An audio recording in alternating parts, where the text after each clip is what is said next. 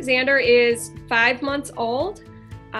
He is the youngest of 3. We have a 4-year-old and a 2-year-old as well. He is so loved on by his older brothers. They couldn't ask for anything more. But Xander is a little bit different in that he was born with congenital CMV. There are some gross developmental delays. He also has bilateral hearing loss. And so before all of the pandemic situation started going on, we had been having Paula, our PT, come into the house, providing us with different things that we could do to get his gross motor development where it needs to be. And as soon as the pandemic started closing everything down, the county was incredibly awesome with moving to virtual visits. Paula jumped right into it. She had our visits up and running weekly, so we were still able to take advantage of her expertise.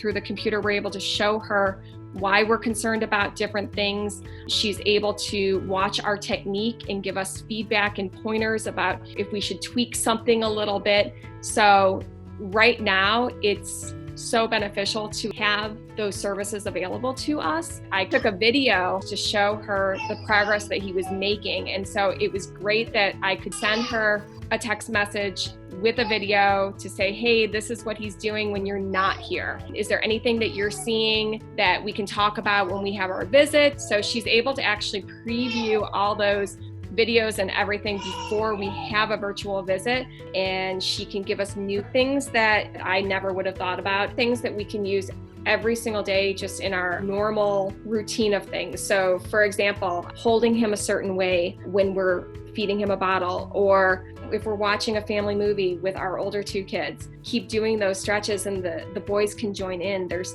things that we can do that don't take an additional hour out of the day. You don't have to set aside time for those things. You're doing them while you're doing all your normal things, which has been awesome. The resources that she has brought to us, I have been nothing but impressed.